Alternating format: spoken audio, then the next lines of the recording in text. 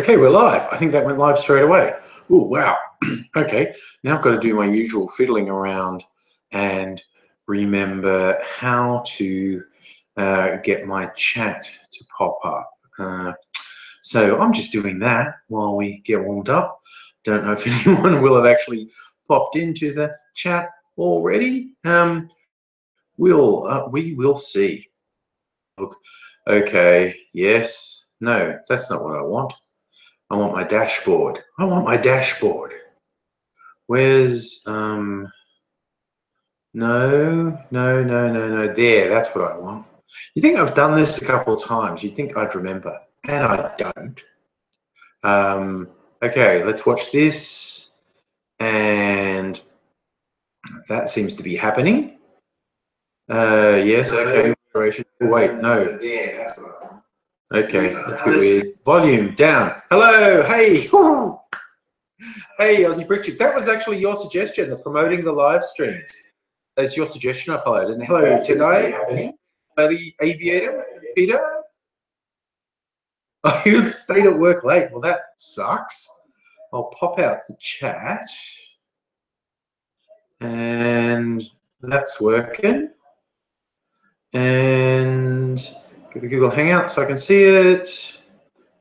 The chat. I think I'll put the chat over here, then I can see me in the chat. That's fine. Hey, Mike, how's it going? So we're rocking and rolling on a Thursday night, which is nice.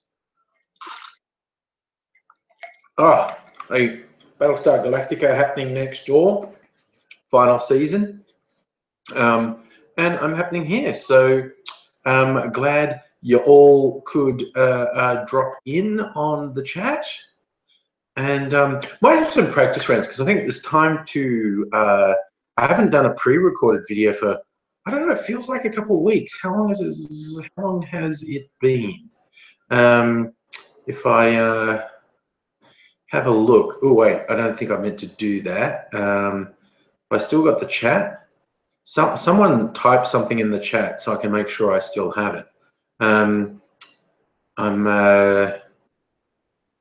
Yeah, no, those were all live streams.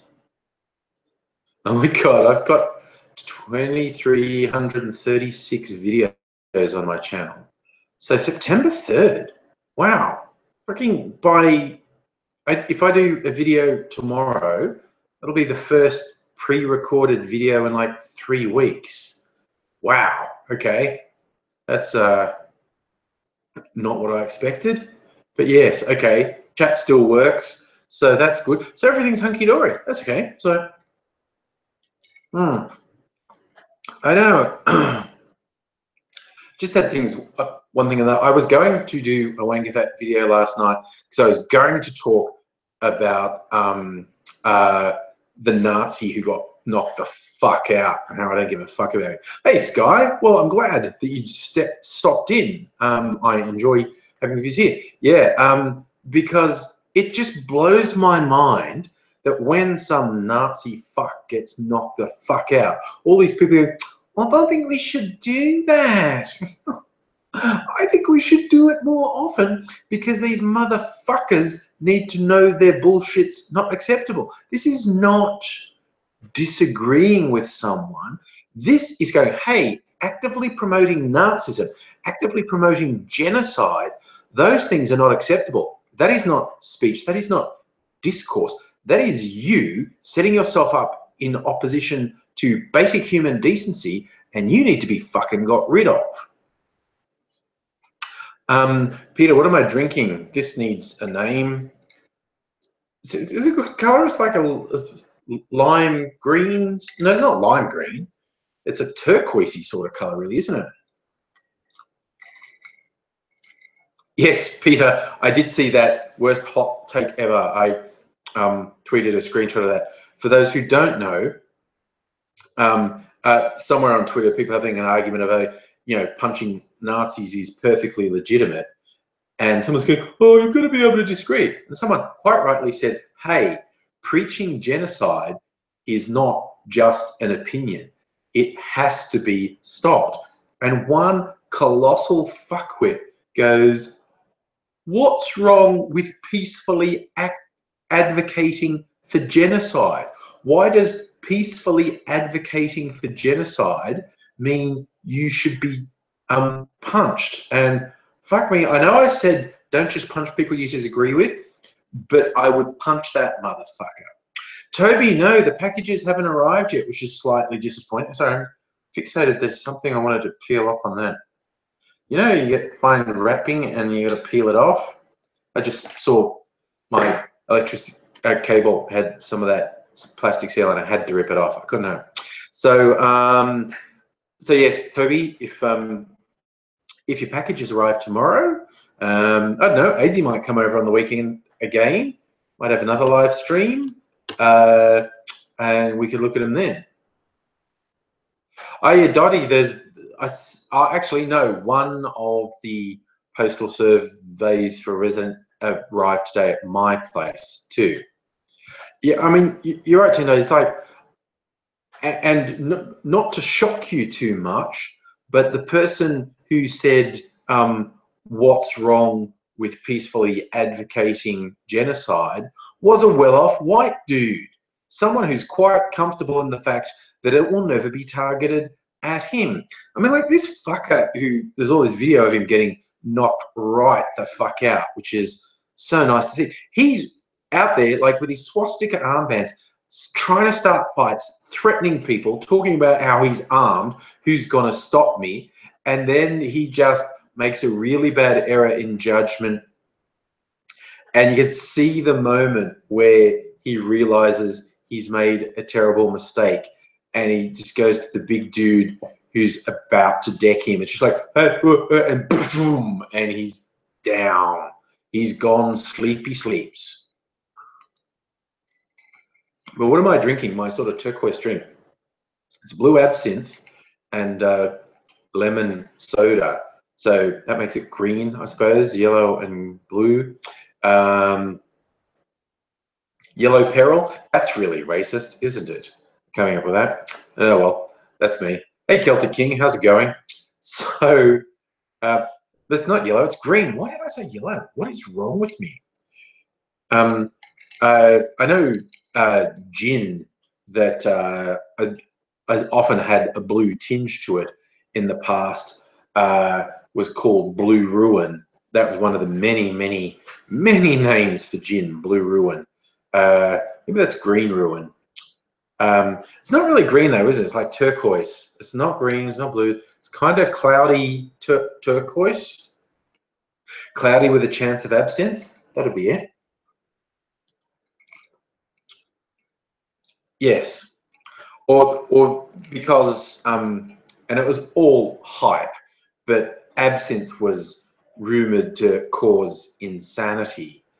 So it'd be cloudy with a chance of madness.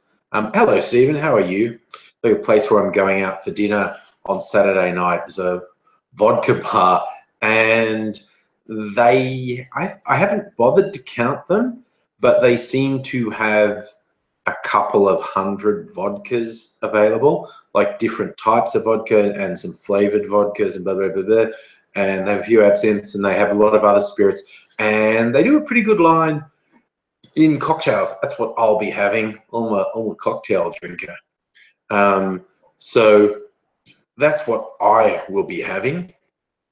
Some cocktails and some sort of Polish themed food. I don't think it's necessarily strictly Polish food they serve there, but they have some Polish specialties. Oh, right. Dottie, the name of the Yellow Peril sculpture that we had in Melbourne was racist. Yeah, well, I mean, because that was the anti-Asian phrase, talking about the yellow peril. And so when we had this really ugly yellow sculpture paid for in tax dollars, a lot of people called it yellow peril. Gaming Freak, you had to restart. Yeah, the streams are like that. There's like so many things that can go wrong.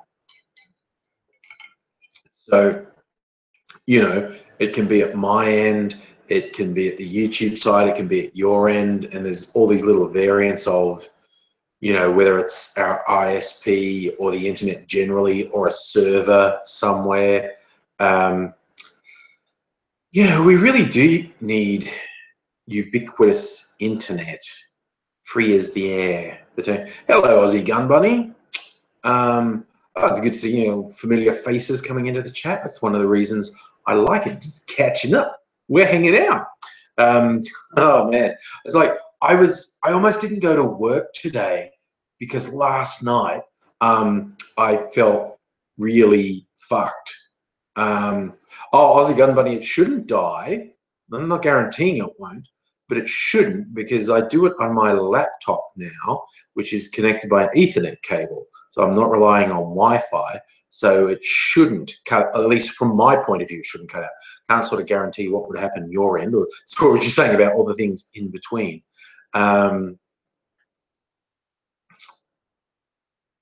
Oh, Dottie, the fact that you didn't know yellow peril and coon were racist slurs was largely speaks to you not having a racist upbringing. Musical elevator, you're underground inside the city loop. Well, that's pretty good. Oh my gosh, Celtic King, that would be awesome. A letter from VD's mum explaining VD's new revelation. I don't want to overhype that, but that could be the most amazing thing ever. So, you know, no pressure, VD's mum. But, you know, we're all expecting to be blown away by the revelations of VD if they come through. Yeah, well, see, Dottie, Coon is apparently the name of the guy in the craft laboratory who developed that particular cheese, a chemist with a surname Coon. You can see really funny photos online, and I think the people are usually American, maybe English in other countries, or like black people visiting Australia holding up a thing of Coon cheese just with a look like, are you fucking seeing this? Or if there's a whole shelf of it posing in front of a whole shelf of it.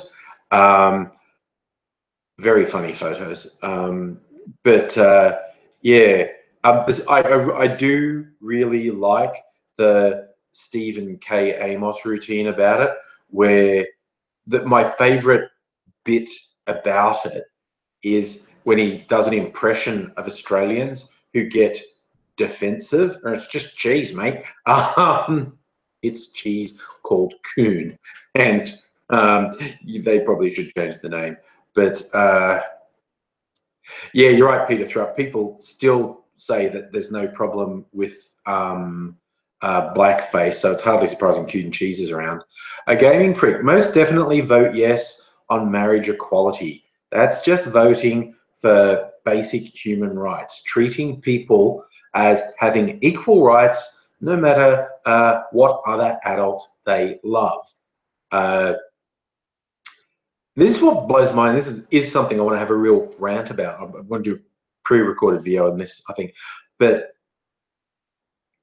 one of the things that troubles me the most is everything that's been, and I mean everything that's being said by the no vote camp is lies. And also bizarrely stupid.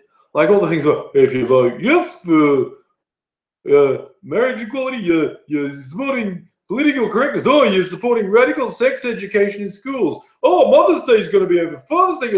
They just say ridiculous shit that has no basis in reality.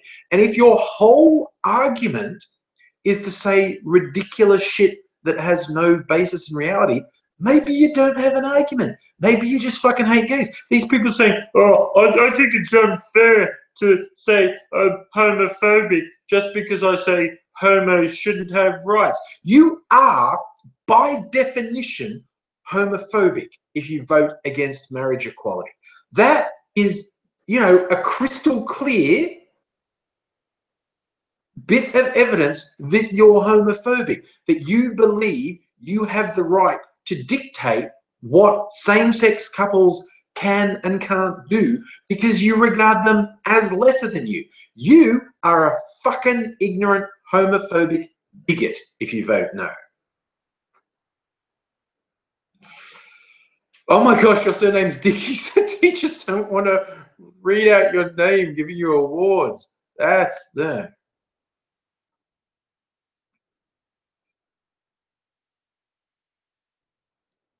Yeah, I mean, when people say, oh, I've got the right to vote no, yeah, you've got the right to vote no and out yourself as a fucking ignorant, homophobic bigot. You have the right to tell the world what a piece of shit you are. I refuse to sugarcoat it. When, you know, the room is, okay, you can have difference of opinion. I know completely decent, intelligent, compassionate, wonderful people who have very different political views to me. They just value different things higher. And you can have really different political views without being a bigot, but you can't vote no on marriage equality without being an ignorant, homophobic bigot. That's what you are by definition. You are literally saying, I get to say that same-sex couples don't have rights. I get to dictate the limits of what a same-sex couple can do because, ew, the gays. Listen, if they would just be honest, if they would just be honest, there is one and one only argument against marriage equality, and that's like, ew, the gays are icky. That is what you're saying. That is all you're saying, and that is all about it. A game mate with the name of Cox. Well, oh my God, there was this thing that's it's apparently real. I'm not 100% sure, but they generate random sort of barcode and serial number, like a random mix of letters and numbers, I think, and someone's random code on their voting slip actually had, in all caps, bum sex. It was like some other characters but spelt out on their marriage equality voting form was bum sex. And I was like, okay, I'm sure you're going to tell me that that was just a coincidence. And they did say, look, we didn't do any screening of the random generation to see if it said rude things, which is weird because as a general rule, I mean, I work in IT, and when you are working on like generation of random strings, it is, because it can be a PR disaster. There is generally a part of the algorithm that generates the random numbers is, or if it's letters, random letters, if you're doing a random letter generator, if you're at all sensible, there will be a subroutine in the algorithm that says, don't print any of these words. Don't print this string of letters. Like, you know, you'd avoid saying, you know, cunt. Basically, it's actually really common for random letter generators to have part of the algorithm that has the entire dictionary and says, don't print any words in the dictionary, because it's just the thing that, you know, that makes people think it's not random, even though, you know, the old infinite amount of monkeys with an infinite amount of typewriters would produce the works of Shakespeare. If you leave the letter generation truly random, it is going to form words. And yes, the irony of a serial number on a form to vote on marriage equality spelling out bum sex, that's pretty odd. That's pretty odd. But, you know, stranger things have happened. So I don't know. That was just a weird. I'm not sure it's a bright spot, but it's a weird sort of oblique thing to distract from the unending harm. I mean, seriously, oh my God, I feel so bad for my queer friends. It's just like, hey, what's it like having several weeks of all this public discussion on whether you count as a human? I mean, that's pretty awesome. You're doing an audio job in Wollongong, a random table with a handwritten note about 20 vote yes rainbow pins. That's nice. It's nice just seeing people doing just generally supportive things. It's it is so weird seeing no voters saying really stupid brain dead shit though. You're right, Peter. There was a good explainer on the ABC News site of the differences between a de facto and married couple, and you simply don't have the same rights guaranteed as a de facto thing. And particularly with a same-sex couple, you can have enormous problems with family members if one of the two dies.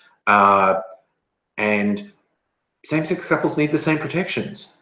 Yes, Connor, you joke about if you let the gays marry people who want to marry best. That was something that's actually been said by government politicians saying, like, what, I bet say something really bizarre about people marrying the Harbour Bridge. It's like, I can't say enough. If your argument relies on you saying really stupid shit, then you don't have much of an argument. It's that simple. Gaming Freak, you don't have to, you know, get handsy-feely. There's a whole thing about the vote. You don't have, even if you personally, whether in my mind misguided, if you think your religion or your personal morality says same-sex relationships are bad, you actually don't have to drop that. Voting to allow marriage equality, basic human rights for same-sex couples, doesn't mean you have to change your views. I don't think people should be like that. I mean, I think you're really misguided, but you don't have to sort of be all literally or metaphorically touchy-feeling with the gays to vote in favor of marriage equality, because it's just basic fairness. So, oh yeah, you're right, Dottie. That's the thing. There's no logical argument. People who say, "Oh, this is part of our religion," blah blah blah blah blah. Marriage or legal unions existed before the major religions of the world. They existed outside of the major religions of the world. Religions don't get to choose this. I'm totally in favor of a religion saying, okay, our religion is not going to recognize your marriage. We are not going to have wedding ceremonies in our church for same-sex couples. They should say that really loudly so people who are still going to those fucking churches can take a good hard look and see if that's something they really want to be part of. But no, you shouldn't force churches to be involved in marriage, because marriage should and is completely outside of religion. It's a legal contract, and so it's outside of religion. So religions should not get to dictate who can and can't. Within their own little club, they can do it, and people can choose whether or not they want to continue to belong to that club that's founded in bigotry. Gaming Freak, you hit the nail on the head. Why are we even having vote? Not least because this vote is meaningless. It has no legal standing. It doesn't compel the government to do anything. It has no weight in and of itself. It's just massive fucking cop-out by the government. I like that, Aussie Gun Bunny. No voters, they have a place in hell that involves large pineapples. Oh, I like that. So, Dottie, you're saying that's a real thing in Greek mythology? The god of marriage is called Hymen. That's a good fact. I've never heard that one before, but that's a good one. That's one of my favorite. Come back to Aussie Gun Bunny. They know what they did. Because sometimes when you just say that to people, they actually come out and confess what they did. See, you're right, Game Freak. People are just selfish. That sums up people. Sad but true. People are shit. It's like always when something bad happens, like an act of terrorism or an awful act of domestic violence or any violence, like someone's hurt, killed by some complete asshole. And it's horrific. And you hear the details, like kids, babies being bloody tortured and killed by adults. And you think, how's that possible? What, who could do that? What sort of monster would commit, that act of terrorism, that act of violence, that act of murder? And I go, well, it always helps when facing awful situations to have your starting point, square one, to get your brain oriented right. People are fucked. People are just fucked. And that explains who's dinging me. Ah, okay, that's interesting. I'm sorry, I'm just answering this because it's important. Just doing a live stream. I have been working on a project with a young man that I met through YouTube, actually. His name's Brian, and he's very interested in helping homeless people and changing everyone's opinion of homeless people. And he's met this, and I've met her, a lovely a homeless lady, Indigenous lady, who wants to form. She wants to write a book, to do a picture book on basically the culture that she grew up with. And so Brian and I are going to help her, going to get funding because she's homeless. So we need to get her some art supplies, a secure space, safe space to work. In a perfect world, a safe space to live, but at the very least, a safe space to work. So probably going to do a crowdfunding thing. Be really cool. So Aussie Bunny, yes. More Neil Gaiman. I still haven't seen American Gods. I'm probably going to subscribe to whatever service has it soon and watch it. Lucifer's not a Neil Gaiman story. The central concept of Lucifer, the TV series, that Lucifer abandoned his realm of hell, opened a piano bar in Los Angeles. That happened in Neil Gaiman's Sandman comic series. But the Lucifer TV series has no real connection beyond that to either Lucifer and the Sandman, or there was actually a spin-off comic series about Lucifer done by someone else. And the TV series is sort of paid for the rights to have that central concept, but it's got nothing to do with it. But yes, Good Omens, which is the classic humor book Terry Pratchett and Neil Gaiman wrote, God, I don't know, 20 years ago now. That's being made into a TV series, and Neil Gaiman's the showrunner. I think it's been made in England, and Neil Gaiman's the showrunner. That's going to be fucking awesome. Oh, Gaming Freak, your friend is right. If the gay marriage vote goes in, everyone's actually going to be forced to be gay. That's the thing people don't realize. You say, should same-sex couples have the right to marry? You vote yes, you're actually legally to marry someone of the same sex. You don't have a choice. That's just the way it is. That is just the way it is. So, yep, no, we're all going to be forced to have same-sex relationships. Except, now this is the ironic bit, the gays are going to be forced to be heterosexual because that's only fair. It's only fair if all the straights are forced to be gay, then all the gays are going to be forced to be straight, and then everyone gets to feel how everyone else feels, and then maybe we'll all be better people.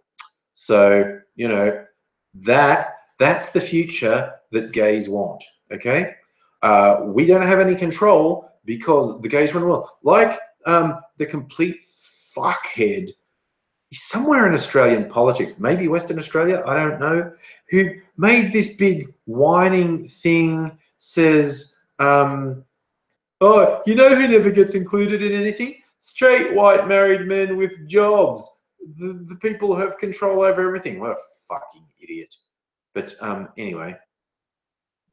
Yes, Aussie Gun Bunny.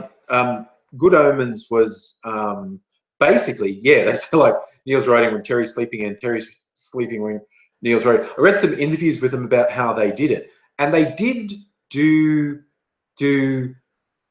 rewriting of each other's stuff some of the time, but a lot of the time they'd literally just go, oh, I just wrote a new bit, and the other one would go, cool, okay, I'm going to write the next bit. And they'd write all these bits and it'd sort of blend in. But it is a very funny book. I read it easier. For those who don't know, Good Omens is basically, it's a story of the Antichrist is born.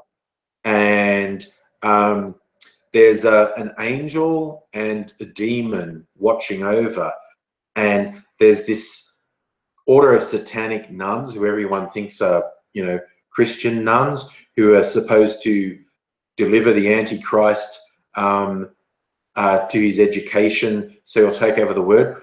But one of the nuns is not too bright and she mixes up the babies, and a normal human baby gets given to the cult who think they're raising the Antichrist, and the Antichrist just gets raised by an ordinary family. And this angel and devil are watching over things all the time, and it's really funny. So I like that, Mike. Australia's already gay. G'day's literally gay with the D rammed in the middle. So, oh, Toby, I'm loving it. You're planning the Angry Cult. For those who missed Tuesday night's live stream, we spent a bit of time reading up on the Church of Satan.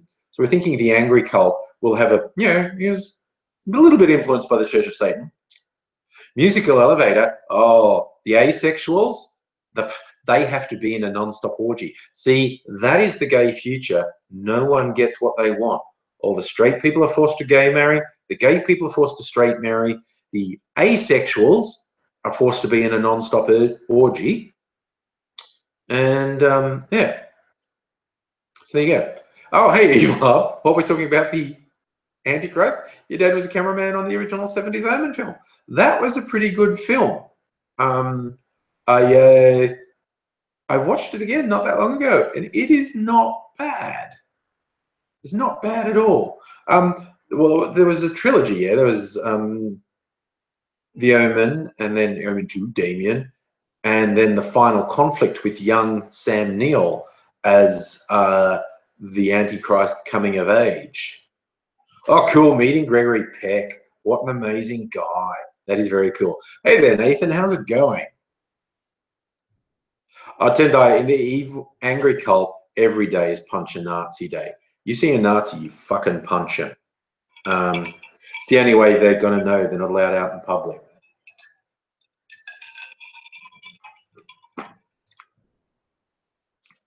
I swear to God, the apologists for the Nazis, why not hear both sides?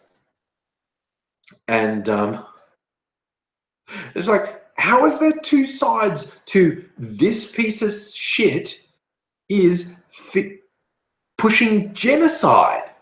You know, there's no balance to that. It's like pushing genocide. No, you're wrong. You need to be stopped, okay, by any means necessary. A double feature of Troll 2 and Mac and Me. Very good, Peter. I'm trying to... Mac and Me, what's that? That sounds familiar. Oh, no, Dottie, that's sad. If you're bisexual, you get no action. Business as usual. Ouch. Okay. Ouch. That would have been where I'd gone with it. Bisexual would be you don't get to have sex with anyone, but I guess you're saying that's business as usual. Bye, Toby. Thanks for dropping by. Well, Tendo, look, fortunately, most of the Nazi punching, I don't think would have to go on for very long, because I don't know if you've noticed, the ones who've copped it in public don't want to go out in public anymore. And they're also too stupid to not say, I don't want to go out in public if that's going to happen. So it works, okay? Letting these people know they can't push that bullshit on the street. I mean, because look, seriously, wearing Nazi regalia, carrying Nazi flags in the street, that is just telling anyone who isn't, you know, white Christian that they are going to be killed. They deserve to be killed. Fuck those losers. Fuck those losers right in the fucking neck. It's like, no. Oh, Peter, that's what Mac and Me is. I swear I'd heard of it. Mac is Me, a bad alien film with blatant McDonald's product placement, a budget version of ET. Wow, this is it. Oh, yeah, I know. Evil Hub, yeah, they say, oh, just because I did all that anti-Semitic stuff, why are you saying I'm a Nazi? But the ones who actually wear swastikas and do the Sieg Heil and the Hitler salute, it's like, what in the actual fuck? No. There's no tolerance for that sort of thing. You can't give them oxygen. You can't let them have the light of day. It's an affront. Being a Nazi is an act of violence. Preaching Nazism, preaching genocide, that in and of itself is an act of violence. It's like, you need to fucking shut that shit down. Oh, Hank Hill, you're absolutely right. There's people who go like, oh, you know, it's just as bad as the Nazis, the people fighting Nazis.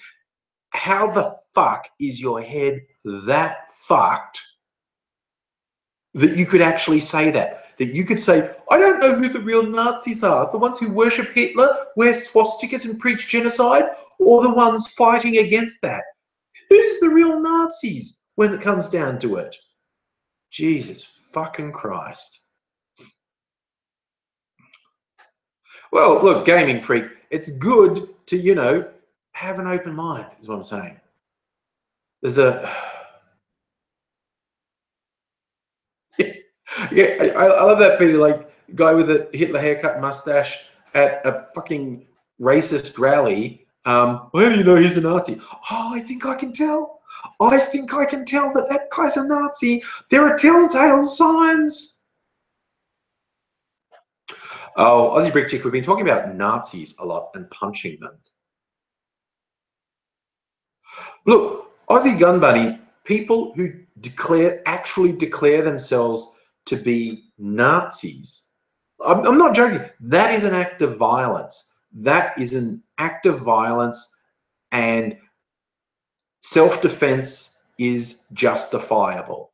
Those people are explicitly, directly threatening violence on an enormous number of people, and shutting them the fuck down is completely acceptable. And yes, Evil Hub, I have seen the website of pictures of cats that look like Hitler. Yeah, random cat patterns can be really bizarre. But yeah, it's just no, they do, because it's like, you know, you get the cats with the black and white patterns. There's a few variants. See a cat with a mostly white face, but it's got black sort of sweep like Hitler's fringe across here, and you get the ones that have a little bit of black under their nose, like a little Hitler mustache.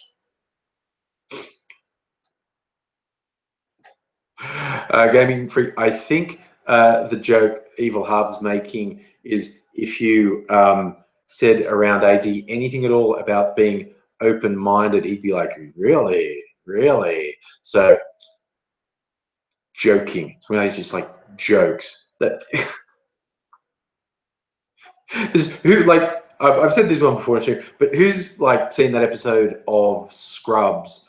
It's one of the ones where Brendan Fraser's guest starring as, you know, Dr. Cox's friend, and when they meet, they go in like they're going in for a kiss, and they get really close, and Dr. Cox pulls away and goes, damn it, and Brendan Fraser goes, yes, world champion at gay chicken. And that became a thing with some guys, you know, because they like Scrubs, playing gay chicken. And Aidsy said that happened somewhere where he was, and he, depending how you looked at it, lost or won, because in his perspective, he didn't get the chicken part. Like, if a guy goes in for a kiss, he just assumes it's on. He didn't know he was meant to pull away at the last second. So from one point of view, he was told he lost because he didn't back off, but I don't think he feels like he lost. So swings and roundabouts. I think I better not drink too much. And let me just have one little drinky while we're talking. And because I have to go to work. Oh, I have to go to work tomorrow. I should. I mean, the world's not going to end if I don't go, but I won't get paid because I'm a contractor, so I should go. I almost didn't go today. I was talking about that earlier. Fucking Wednesday, I just did not feel good. Work was getting me down a bit, and I actually have this bloody after work study thing on Wednesdays, so 2 more hours after work, and so I didn't get home till 8:30, and I was just fucking tired and fucked, and because I was going to make a video last night, but I was just fucked when I got home, and I really didn't think I was going to go to work today. But the alarm went off. I went to work. Nothing terrible happened at work, and work was on. And I'll get paid, so that's good. Yeah. Oh yeah, what happened to Brendan Fraser? There was a thing on Reddit, I think, earlier this year or last year, where people just decided it's not fair that Brendan Fraser doesn't get work. We love Brendan Fraser, and they started this whole campaign to raise Brendan Fraser's profile and hope that he got work again. Not sure that it worked, but Aussie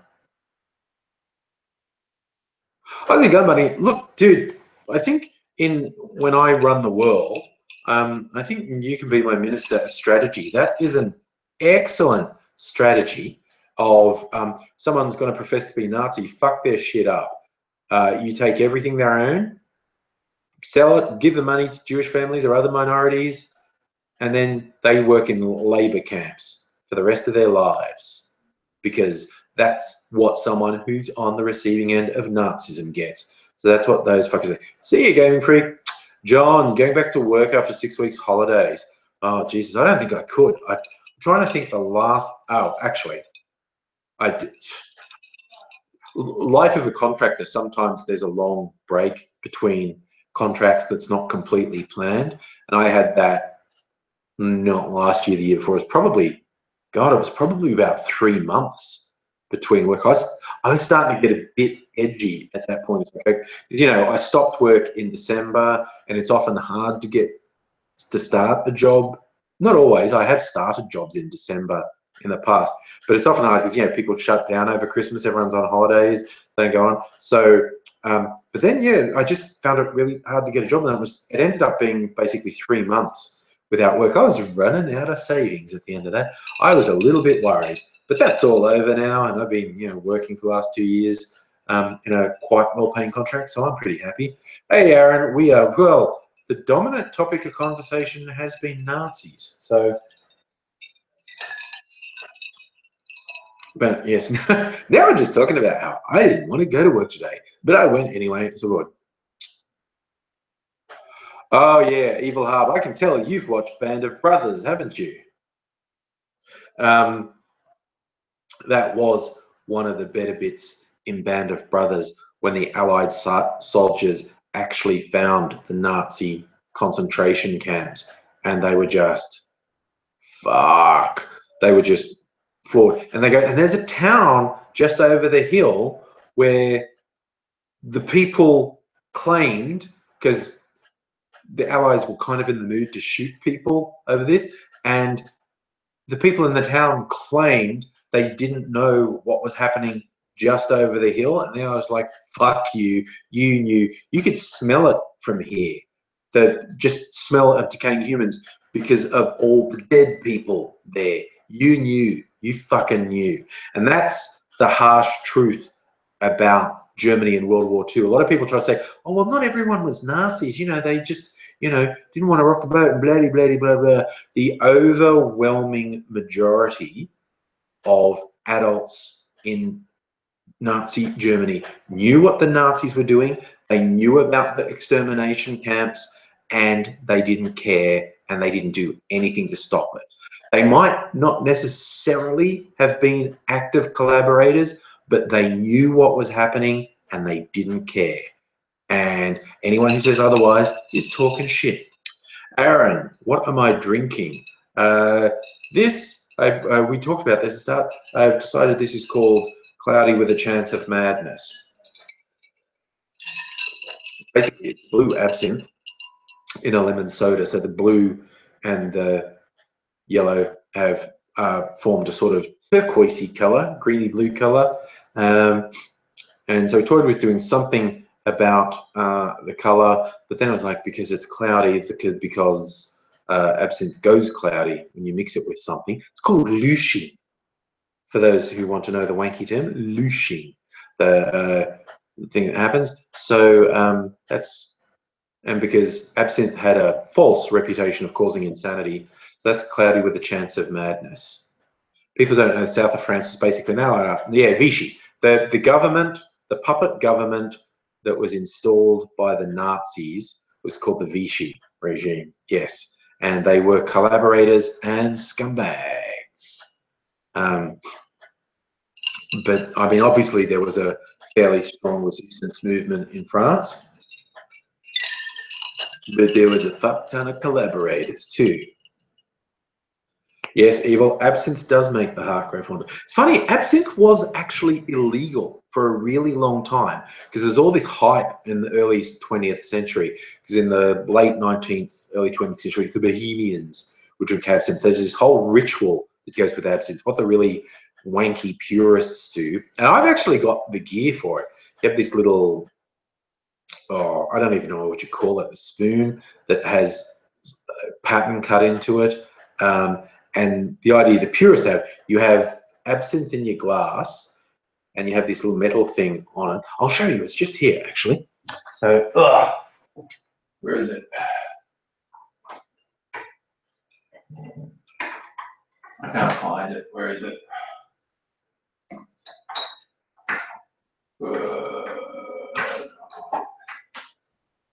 No, okay. I thought it was just there, but I can't find it. But yes, you probably look it up. Oh, Aussie Gun Bunny, putting the kids to bed. Thanks for dropping by. Yes, so the real purists, they have this funny little spoon thing that has a pattern carved into it with holes, and you put a cube of sugar on it, and you drip icy cold, like distilled water. It's just called an absinthe spoon. I think it's got another name, Dottie, I'm not sure. But yes, like an absinthe spoon. And you put a cube of sugar on that, and you drip icy cold purified water on it, and as the drips go through the sugar, they hit the absinthe and it louches. And the idea is because absinthe is fairly strong bitter taste, as the water breaks down the sugar and it goes into the absinthe, so you've got a little bit of water and the sugar in the absinthe, and then you drink that. And the real purists go, well, that's the only way to drink absinthe. I think they're wankers. So, but it was illegal for a really long time. You certainly couldn't get it in Australia. It wasn't illegal in Australia. And when did I see it? Probably in the 90s, maybe even later. But here in Melbourne, I saw it in a very specialist bottle shop. And it was, in fact, this brand that I have here, Jacques Sorot. And they make, I mean, like this one is, I've said this before, my blue one, that's 80% alcohol. They also make a black one that's 85% alcohol. It's very hard to make an alcoholic beverage with more than 85% because it tends to vaporize. It can't hold in form. Yeah. Nathan, the whole wormwood thing is bullshit. Absinthe is traditionally very high alcohol, like 50 to 100% more alcohol than most spirits. And that's the dangerous part, the high alcohol content. You've got all this hype with it made people go crazy and kill their families, which is just bullshit hype. And it's because the active elements in it the wormwood enthusiasm meant to make you go crazy. But seriously, when you're talking about a drink that's 80% alcohol, it could have heroin in it, and the dominant effect is still going to be the alcohol. So there's no, ooh, people go insane on absinthe. No, people might get far too drunk and get blackout drunk and do bad things, but you know, that's alcohol, not anything wacky that's in absinthe. Musical elevator, TGIF. Do you have to go to work on Friday? I have to go to work on Friday. Wait, it's not Friday. No, tomorrow's Friday. Yes, I was saying I have to go to work tomorrow. It's a bit of a bummer, you know, but yeah, the whole hype around absinthe is just hype. But yeah, it was illegal for ages, but you can get it broadly now, and yeah, lots of the brands of absinthe sort of talk about real wormwood enthusiasm and these things. It's yeah, that's just hype and it's meaningless.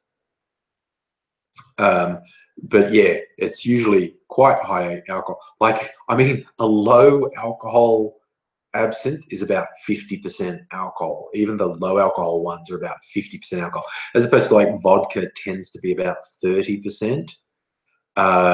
Gin tends to be about 40%. Gin was always renowned as, you know, the terrible drink because it was such high alcohol content. But yeah, even low alcohol absinthe tends to be about 50%. But like I said, that one's 80%, and they do make an 85% one. Ooh, Sunday to Thursday, it's your weekend, Connor. Good for you. I am Mr. Monday to Friday, so yes, I'm going to go to work tomorrow. Aaron, I haven't been playing any new video games or even old video games. I do like, we've had this conversation a few times. I like video games, but they would take up too much of my time. So I'm trying to get, after the big hype of VidCon, Mr. Puggy wins. How you doing, buddy? After all the hype of VidCon, you know, so I don't want to do so. I want to actually play a role in next year's VidCon in Australia. So that means getting serious about like promoting my channel and actually doing better content on my channel. I'm not too egotistical to admit I need to do better content. I like what I do, and I like doing like the one-take videos. I love doing these live streams. Not going to stop doing the live streams. They're fun. What's with the quality of cam? Well, it's a live stream, Mr. Buggy. So bandwidth is maximum. I'm doing it on a laptop. But I mean, honestly, if I was just recording video off this laptop, it would look much better. But it's a live stream, so it's low quality. That's just the way it is. You had to remove the wormwood for reasons. You can get wormwood like from specialists, you know, nurseries, plant shops. I've seen it, but oh my God, sorry, I just thought of an evil thing I could do. Hey, Lucy, how's it going? Because for those who don't, some people will have seen me make my alcoholic beverages before. If you think 85% is bad, you can get, there's this Polish drink called Spiritus. It's a rectified spirit. It's like pure spirit. It's like 93 to 95% alcohol. Now that is literally the maximum alcohol you can maintain in a solution, and room temperature is almost enough. I think room temperature is enough to vaporize this stuff if you leave it. I could, if I wanted to be crazy, I could get wormwood from a specialist nursery and infuse it in this 95% alcohol. That would be evil. Lucy, Tony Abbott got headbutted? When did that happen? I need to look at this. Where's, let's find a news group. I don't condone that, by the way. Actually physically attacking politicians, no matter how big an arsehole. Oh, here it is. Okay, I'm looking it up on the news. Tony Abbott headbutted. What's this doing? Sustained a swollen lip after claiming to have been headbutted in the face by a same-sex marriage advocate in Hobart in an incident he argued highlights the intolerance of the Yes campaign. Happened at Salamanca Place near Customs House Hotel on Thursday. His office notified the federal police of the incident. Said he was approached by a man who wanted to shake his hand. Hey, Tony, turn around, chat, where and vote yes. I want to shake your hand. Went over to shake his hand, and he headbutted me. He wasn't very good at it, I've got to say, but he didn't make contact. Only damage was a very, very slightly swollen lip. Because I want to moan and bitch, but I'm a real man. Said he was with a member of his staff who witnessed the exchange. Staff member briefly grappled with the individual before he ran away, swearing his head off. Jesus Christ, Abbott's saying, this is a reminder of how ugly the debate is getting. Tony Abbott is a fucking reminder of how ugly the debate is getting. Tony Abbott is fucking scum. Now, I most definitely do not condone that. That is stupid, unacceptable, and counterproductive. I know how much, because Abbott is saying the worst, most abominable shit and lying non-stop. So I know the urge to do that. I know the urge to like headbutt Tony Abbott, but it's absolutely the wrong thing to do. No grey area, no jokes. It's 100% the wrong thing to do. Oh, I've seen Glitch advertise Puggy Wins. Is season 1 on iView as well? Because I didn't watch season 1. Oh, Matthew, yes, I am kind of hyped for VidCon 2018, actually. I want to really sort of amp things up this year and play an active part in VidCon next year. Aaron, how bad is internet in Australia? How bad is it? It's so, there's like a your mum joke in there somewhere. It is shit. Australian internet is shit. Hey, Defensive Wounds. I'm glad that the live stream is okay quality. Yeah, musical elevator. It does give ammo to the worthless fucking scum on the nose. So see, the yes side is bad, and it is just the wrong thing to do. Headbutting Abbott is just the wrong thing. Oh, Mofo, you're amazed at the amount of backstabbing in politics. I'm not. It's funny, but I'm not surprised. I laugh about it. But yes, season 1's on Netflix. Yeah, I know, because season 2 of Glitch is on iView now. I'm not sure if season 1 is. Gotta go, Puggy Wiz. Okay, take care, buddy. Oh, pizza. I had pizza earlier, so I completely understand the need to go and have pizza. Pizza, always. Very important stuff right there. Yeah, I haven't watched Glitch. It kind of looks interesting. So funny, because I've seen really favorable reviews of Glitch and really negative reviews of it as well, saying it's boring and stupid.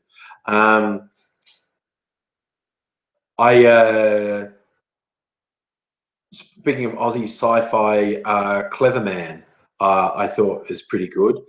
I'm not quite there with the pacing of Clever Man. I think the pacing is a bit slow, but they're creating this really interesting world, and it's very interesting to see an original Aussie superhero, Clever Man. I like it.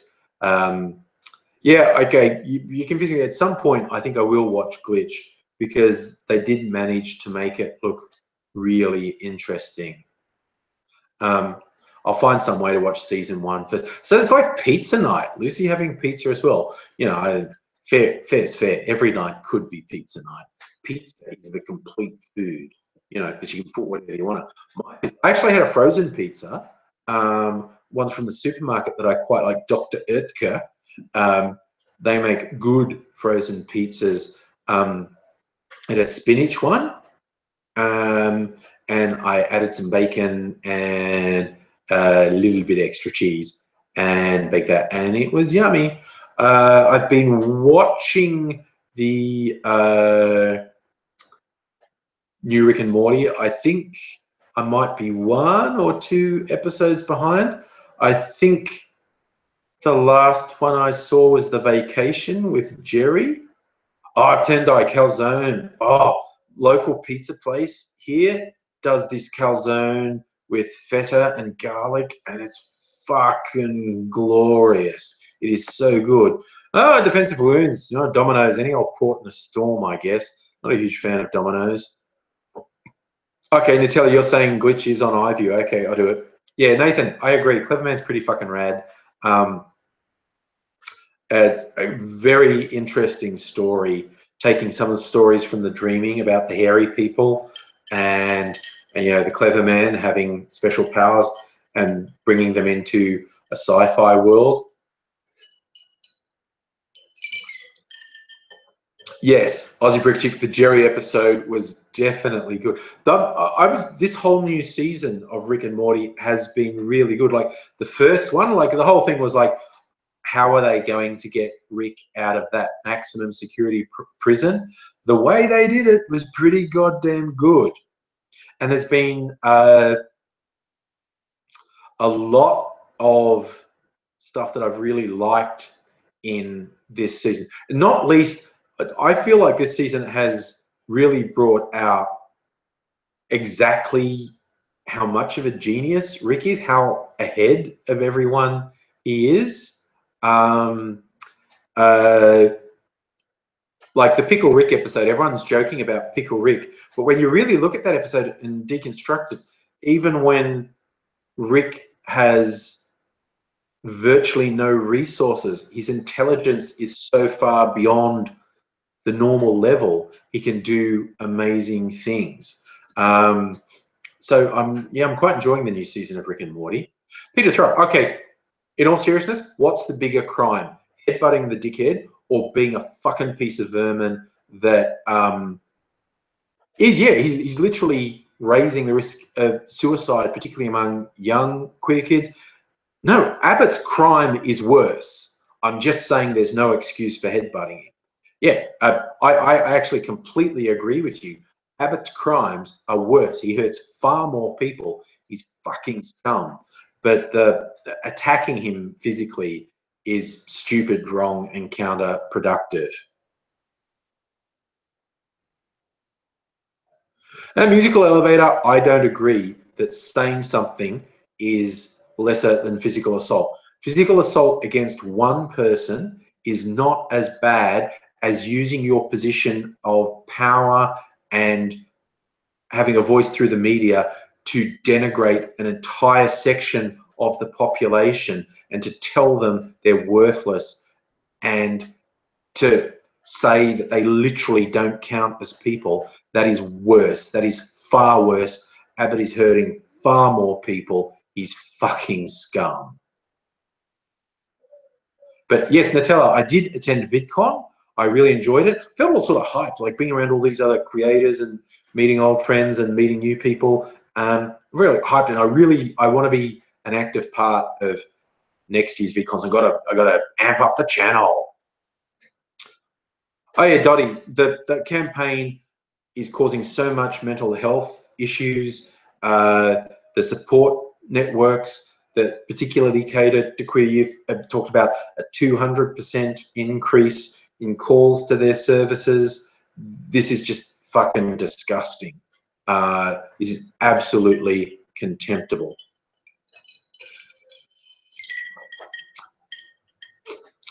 You're right. It's kind of below Rick to have to kill a cockroach and control it with his tongue. But that was just the starting point, really. That was when he had no resources at all. That's where he started.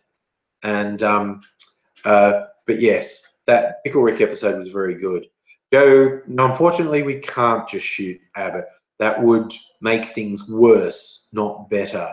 I totally understand the impulse to want to do something violent and bad to him, but it would just make things worse. I think he's worthless, contemptible scum. I think he should be shamed. He lacks the moral and intellectual capacity to be ashamed of his own disgusting behaviour.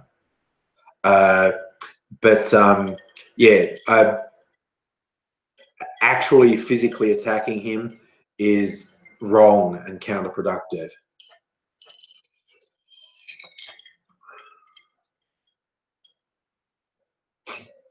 I agree, Nathan. As contemptible as Abbott is, use words to fight him.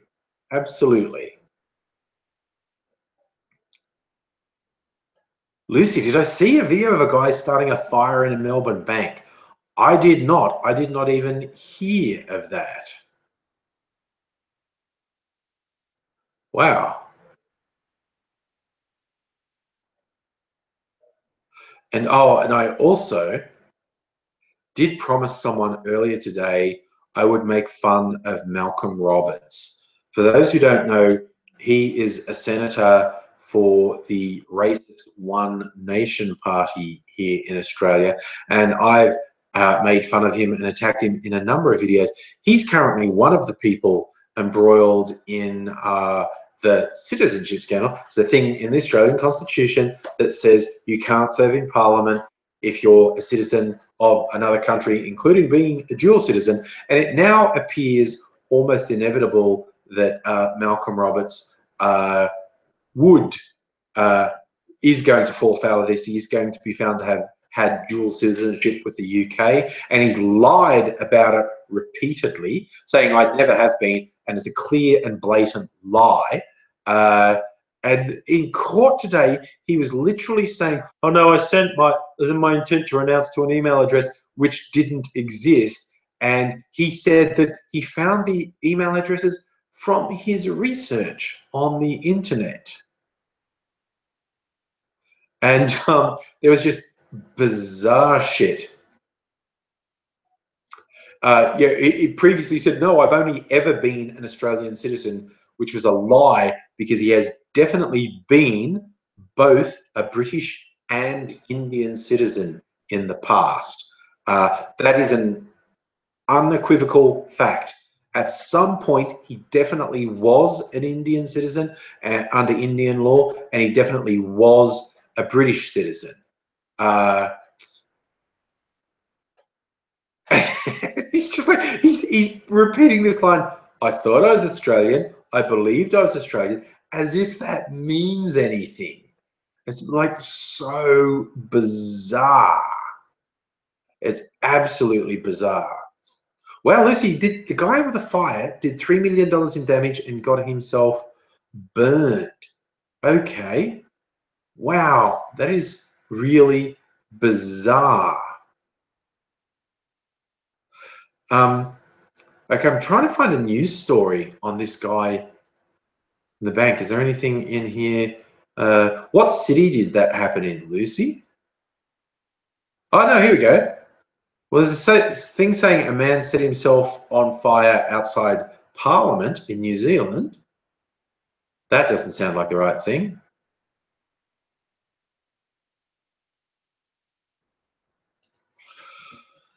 If I search fire bank. Oh yeah, bank cure spark fireball in branch. Okay, so this is a thing that happened in Springvale in Melbourne. Released CCTV. Oh, I do remember this. This was an asylum seeker from Myanmar, and he set fire to a bank in Springfield. Springvale. Springfield is where the Simpsons live. Springvale. And he said it was an act of retribution for being kept waiting to make a withdrawal. Well, we've all had a bad time with bank queues. It's not that we can't empathize. It's just that that was the wrong thing to do. So what did he do? He's 22, and for some reason he's brought petrol into the bank, and he's poured it on the ground between the ATMs inside the front entrance, and he ignites it with a cigarette lighter as people try and run away. And then he ran to the back of the bank, but he set himself on fire. Good Lord. What an idiot. And look, I get some people are desperate and whatnot, but that's just fucking idiot. He's in hospital for 4.5 months. He pleaded not guilty to all the 100+ charges he's on. No, that's premeditated fuckwittery. What an idiot. What an idiot.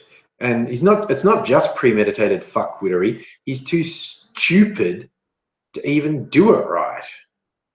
So apparently what happened earlier in the morning, he went to the bank wanting to withdraw money from his account, and he's angry at how long he had to wait. So then he's gone away and got some petrol from a service station and come back and poured it out and set it on fire, but he spilled some on himself and he's on fire, burnt himself really badly, spent 4 months in hospital. What a fucktwit. No, I get people are traumatized, they're difficult, but what a fucking idiot. What a complete fucking idiot. Natalia saying they're filming another Pirates of the Caribbean movie in Queensland.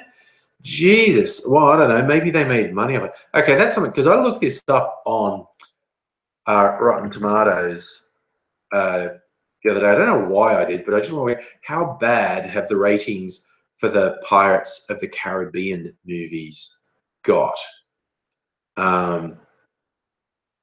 I'm going to look it up, because the first, do that for the first Pirates of the Caribbean was a good movie and was rated well. Franchises, Pirates of the Caribbean. So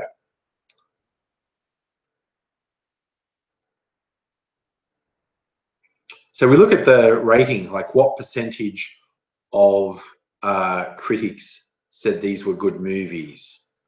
So the original Pirates of the Caribbean, Curse of the Black Pearl, 79% favorable. That's very good. Not many movies rate that highly.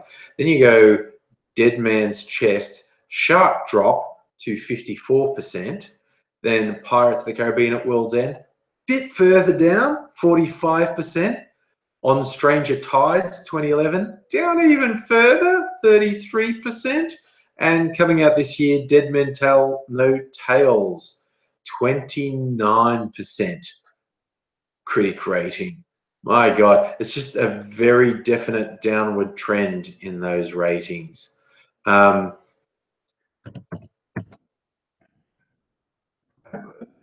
the big thing is, how much money did it make? I'm going to look at Box Office Mojo. They have a thing. So where's the search on Box Office Mojo? There we go. There it is. Very old website design. Okay. Pirates of the Caribbean. Okay. So Curse of the Black Pearl made 305 million. Then the next one made 423 million. Then there's Sharp dropped down to 309 million, and On Stranger Tides 241 million, and Dead Men Tell No Tales crashed down to 172 million, and it probably cost more than that to make. So why are they still doing it when it's such a thing? Shelf Warmer, I think I'd be a great movie reviewer too. There's just no new ideas. Okay. Oh, Lucy, I've not seen The Room. It is on Foxtel. I was thinking of watching it. Yeah, I'm looking at kind of like John. I'm saying movie ratings don't matter if they make money, but I don't think they're making money on the Pirates of the Caribbean movies. Okay, I think we've all agreed the guy set himself on fire in the bank. It's crazy shit. I don't think I want to watch the video. I don't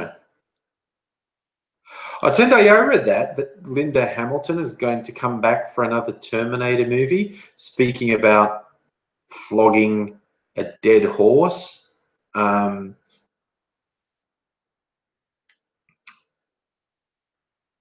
Oops, looks like Joe lost the feed. On my side, it hasn't lost. Refresh your other if you lost video.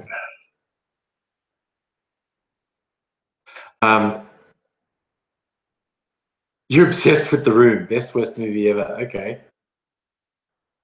John, you're right. It's not just ticket sales. There are toys and other merch. That's right. And that's why it's funny, like, okay, Pixar movies tend to be very well rated critically, because they are, generally speaking, very good. And you see the critical review of Pixar films is like up here, up here, up here, and then you have Cars. But you know, Cars 2 and Cars, why do they keep doing Cars movie when they're rated so badly and they don't even make that much as the box office? Because the toy spin-offs for Cars, which are toy cars, of course, they make more money from the toy spin-offs for Cars than they do for the merchandising for all other Pixar films combined. So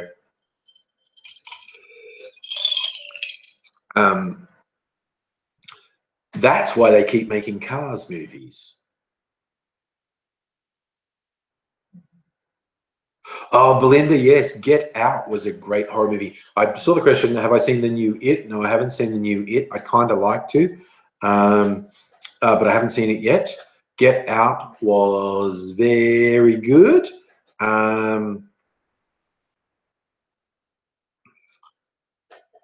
Mofo, well, they make the movies Cars. That's just an extended commercial for the toys. That's what it is. They sell more toys when they've got a movie to promote it. But, you know, they make the other movies. They've got artistic integrity, and they make fucking great movies. I mean, how good... it always surprises me how good some of their sequels are. Like the Toy Story sequels were very good. Finding Dory was very good.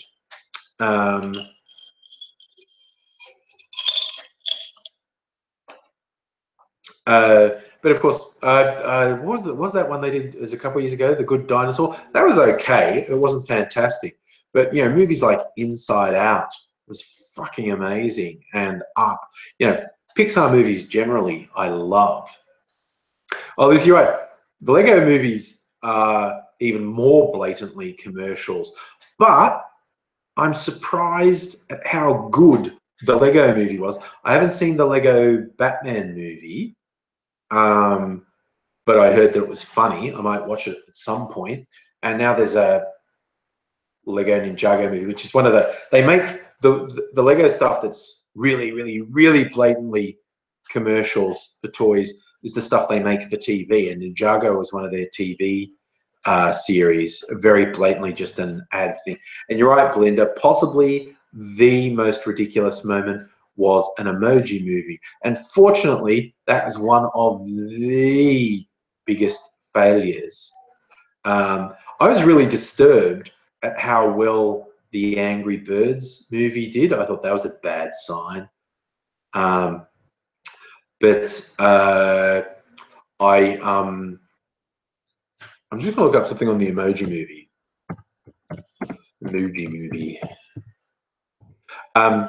Yeah, I thought, oh god, the Angry Birds movie is pretty bad. Okay, so the Emoji Movie made $84 million, but how much did it cost to make? It cost $50 million to make and made $80 million. So then there's the marketing and whatnot, but then they'll make more money with merchandising. So they made oh wait, no, there's the foreign 95. So worldwide made, oh god, no, that's terrible. They made a huge profit, $180 million worldwide on a production budget of 50 million. Ugh, that's awful. That is awful that they made that. That means they'll probably do an Emoji Movie sequel. Ugh, how awful. So if I look up the Pirates of the Caribbean, wow, fucking hell, it made a lot internationally. In the US, it only made 172 million, but 620 million foreign for close enough to 800 million worldwide on a production budget of 230 million. Okay, that's why they're still making it, because it's popular in some markets.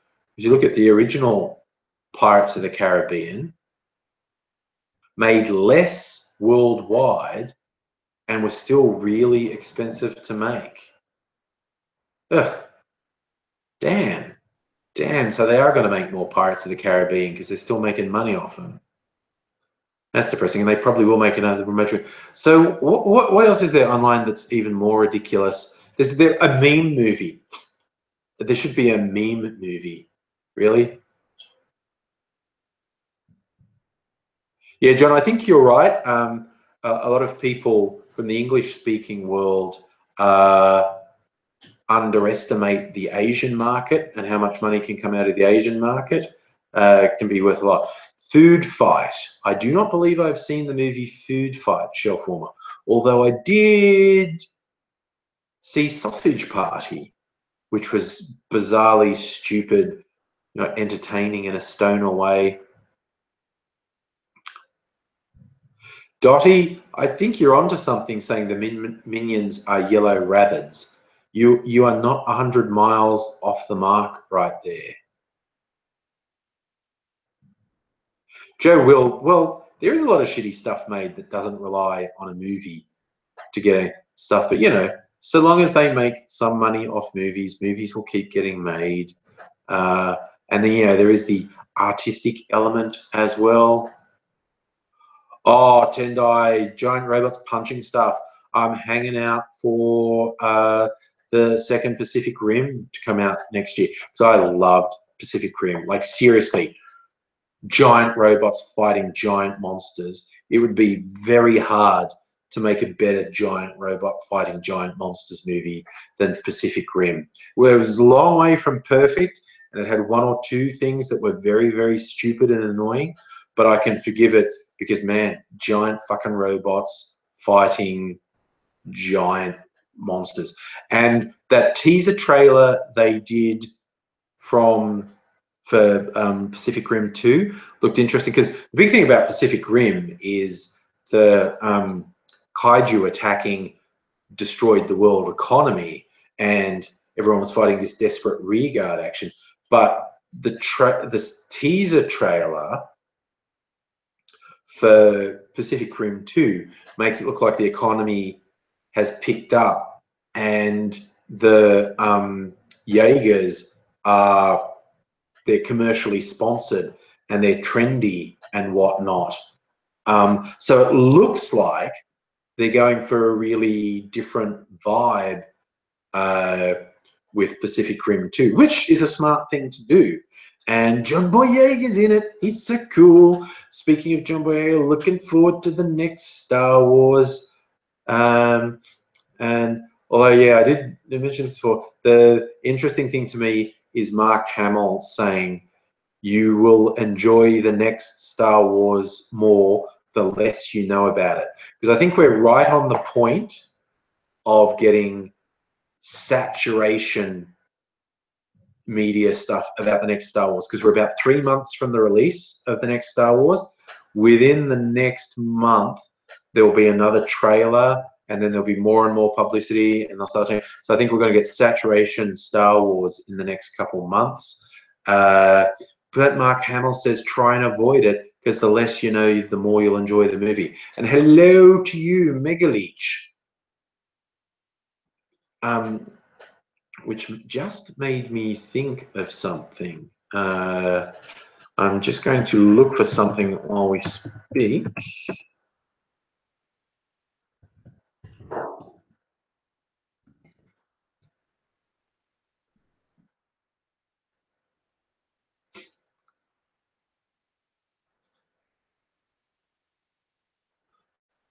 Okay, I found it. I am going to share. This is a video from the olden days. This is like from 2008. Megaleech and I did some videos because, both being Aussies, we sound similar, and we did videos on each other's channel being silly, and you should go watch them. That's me on Megaleech's channel, and here's the other one,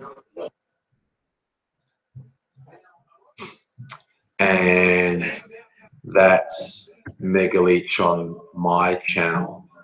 I just couldn't resist, mate. I couldn't resist.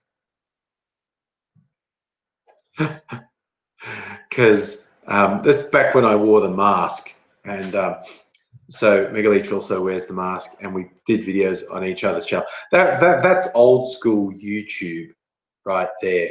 That's the sort of stuff we used to do. We were so silly. So very silly. You know, silly is good. Silly is fun. How long have I been on YouTube now? For like 11 years. Let's look at, I always forget. When did the first video I ever put up, I was sitting on the toilet. Oh, that's not what I expected to happen.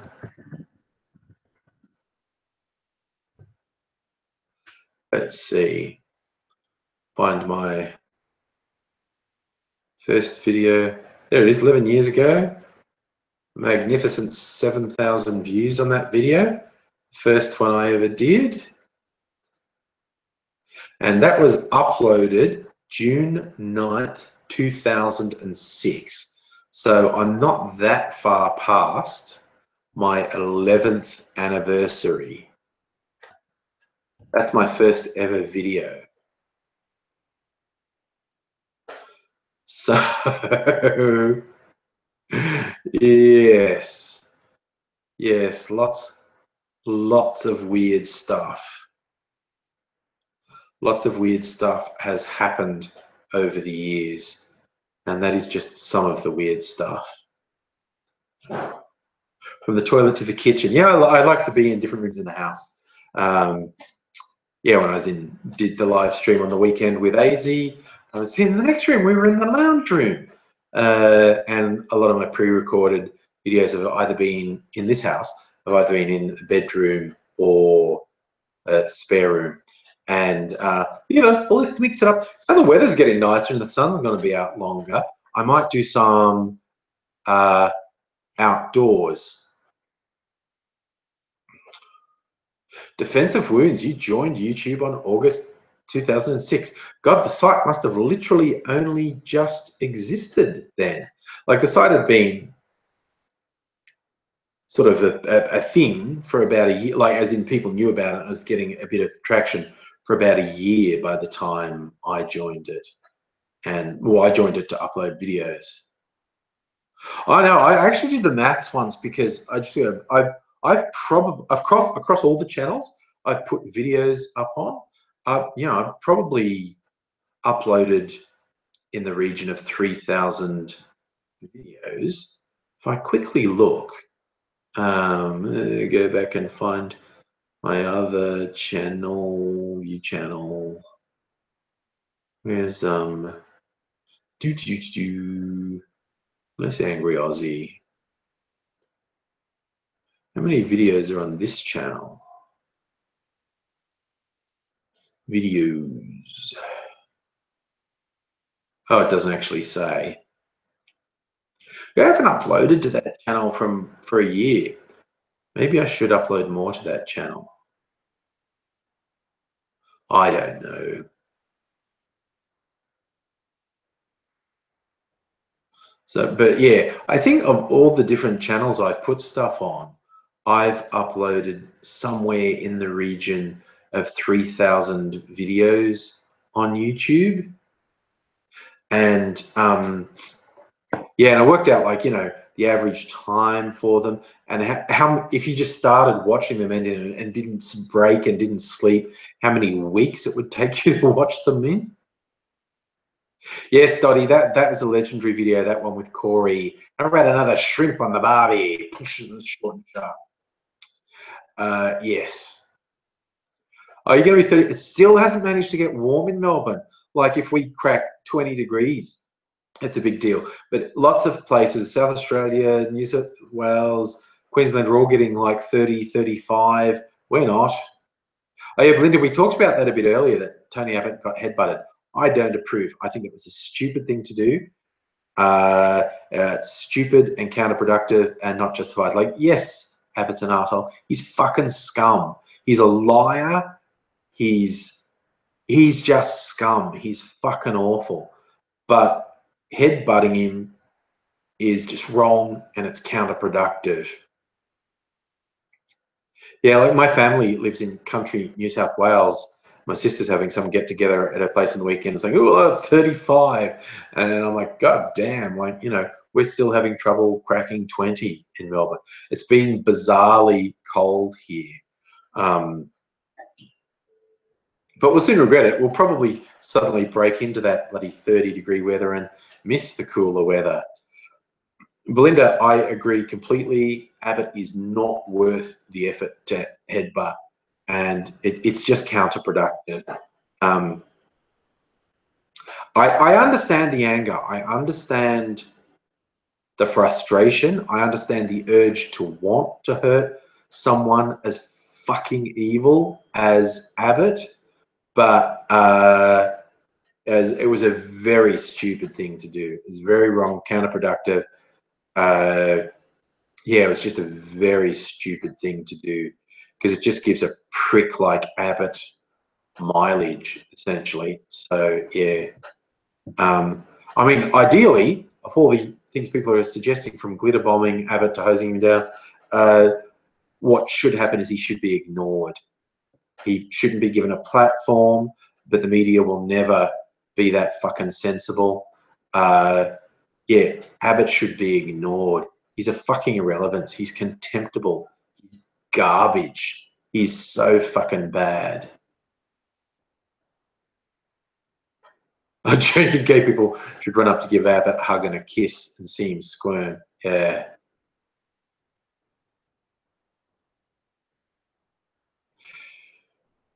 Yes, musical elevator. There is something to be said for winter wardrobes, being able to wear different clothes and layer and be a bit stuff. And I like coats. My weakness, clothing wise, yeah, everyone has stuff. Some people shoes, and some people, you know, me it's coats and overcoats, jackets. I love a nice jacket. It is my weakness, and you obviously can't wear them in summer. Oh yeah, Lucy, that's the ultimate. That video of the old man just calling Tony Abbott a dickhead. Abbott's doing a shake the public's hands. Oh, people in the shopping mall love me. I'm an ordinary Aussie. Everyone loves me. And this old bloke just walks past him and says audibly for the cameras, dickhead. That's as Aussie as it gets right there. Joe, I know what you mean about heater being more effective than an aircon. It is a thing with one of the big differences with cold weather and hot weather. It is easier to get warm than it is to cool down. Megaleech, I have not heard the story of Abbott using the hose to destroy his daughter's yes vote in the post box. I haven't heard that story. I would wager that it isn't true, because destroying mail would actually be an offence, and it wouldn't just be his daughter's yes vote in the post box. I feel confident in saying that story isn't true. I have no actual evidence one way or the other. I just think as I look at it, I feel confident saying it isn't true. And I'd prefer to say it isn't true and be wrong in that than to say it is true and be wrong in that. That's the thing. I'm just fidgeting. I don't know if you notice how much I fidget. I think I need like a fidget cube, not a fidget spinner. I think they're fucking stupid. I don't know what you do, but a fidget cube. I think just being able to click things and do stuff, that I think that would work for me. What I'm fidgeting with is my phone, my iPhone. I always have a cover on because I'm clumsy as fuck, and this is a pretty sturdy cover, and I have dropped it a couple times, and I don't know, it's just fidgeting, taken out. And it is such an elegant thing. Yes, it is. This is the 7 Plus. It is such an elegant thing. It's beautiful design, so slim and everything. And I ruin all that beautiful design by putting it in a fairly chunky cover. But this is a really solid cover that will protect the phone when I inevitably drop it. And I've never had a smashed phone because I always have it in covers. So yeah, Joe, it's bedtime. I can't keep drinking. Not because I can't get drunk and go to bed. It's easy to get drunk and go to bed, but I don't want to be feeling seedy tomorrow morning for work. But also, it's just thing, if I drink right up to the point, and this is whether it's alcohol or not alcohol, if I drink right up to the point I go to bed, I'm going to have to wake up in the middle of the night to piss, which I really hate. I prefer to sleep through the night. Then the times when I have to get up in the middle of the night to take a piss, I find that really frustrating. Lucy, enjoy your pizza. For those who don't know, it's been pizza night, pizza day. I had pizza for dinner. There's been a whole bunch of people who had pizza either for lunch or dinner. It's pizza. Thursday's pizza day. That appears to be the thing. Thursday is pizza day. Trump's nickname for Kim Jong-un is Rocket Man. I saw, oh my God, I saw this guy on Twitter because Rocket Man is an Elton John song. And I saw someone on Twitter make fun of Trump by referring to Rocket Man and Tiny Dancer being another Elton John song. And the hate he got for that, like 6 hours later, he's gone like, man, I'd gone up against Trump for a lot of things and had all the Trump fans go after me, but I've never had the Trump fans get as angry and as worked up than for my tweet where I referred to Rocket Man and Tiny Dancer. Trump and Trump fans are so fucking thin-skinned. It's not funny. Yeah, Joe, it's funny, the first iPhone I got was probably the iPhone 3. Because what was most important to me in a phone was a good camera. And the first couple iPhones had really shitty cameras. I kept a Nokia for a couple of years because Nokia's had better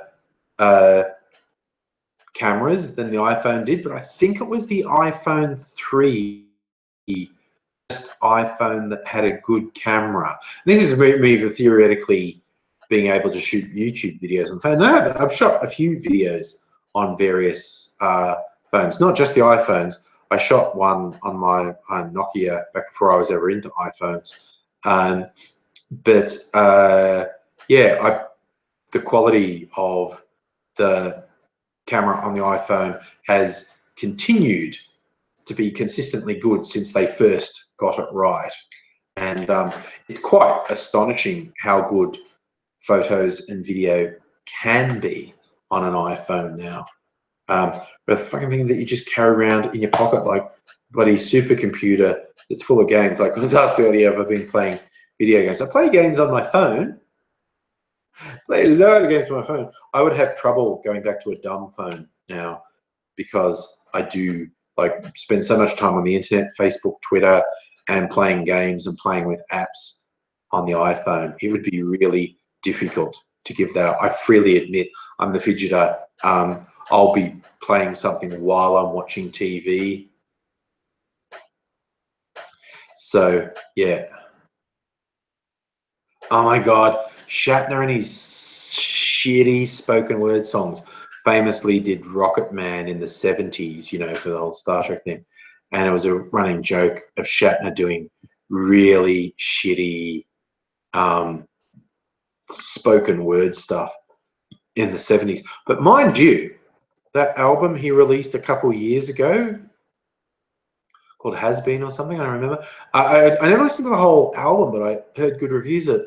But his version of Common, oh, excuse me, his version of Common People that's on that album is fucking great. Way better.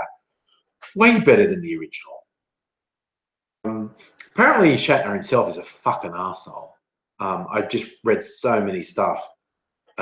So many things, so much stuff about Shatner being a complete asshole. So yeah, I'm sure if I knew more about him, I'd like him less. But I do like his version of Common People. It's particularly good, I think. Megalich, you're playing Hearthstone. I mean, as you say, I don't know what that is. I know it's a video game, obviously, because we've been talking video games. I don't know Hearthstone. That makes it sound like it's an RPG or a fantasy game. But I don't really know anything about it. Still, the most recent game I've played has been the Borderlands series, which I am quite a fan of. I like shoot 'em ups. I like shooters. Good to get out of your system. And I do have Doom for the PS4. I haven't played it yet because I'm worried about losing lots and lots of hours playing it. Apparently in Doom you can rip the arm off a demon and beat it to death with its own arm, which, you know, sounds kind of fun. Oh, it's a World of Warcraft card game. Go you, old school. Mega Leech going old school, playing the card games. Never really got into the card games.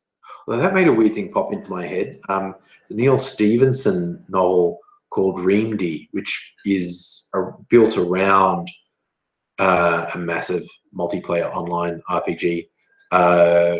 It's clearly, you know, it's a World of Warcrafty type game.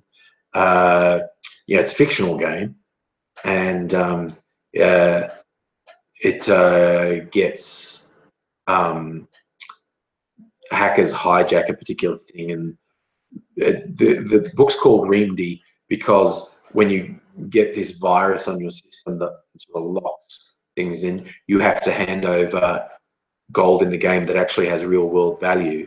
There's the README text, because it's actually done by Chinese hackers, and English isn't their first language. Instead of it be calling readme.txt, it's called reamd.txt. They transposed the M and the D.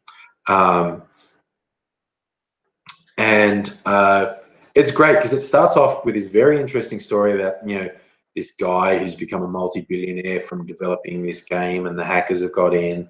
They're trying to find a way around it, and then this virus gets out, and then it starts to snowball and involve the Russian mafia, and then it snowballs further to drag these Islamic jihadists into the whole thing.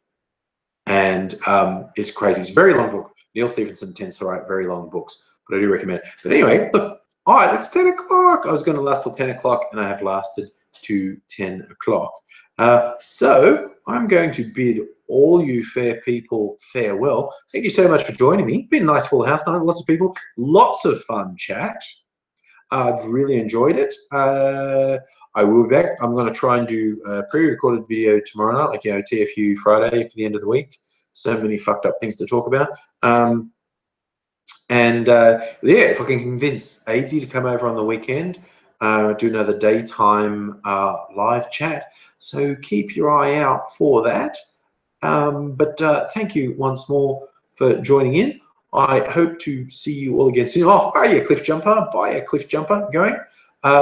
Thanks for dropping by. And you give me the old thumbs up on your way out. We'll fool the Google algorithm into thinking I'm super popular. That'd be a super neat thing for you to do. So thank you very much for dropping by. I'll be back soon. I hope to see you again. So until then, goodbye.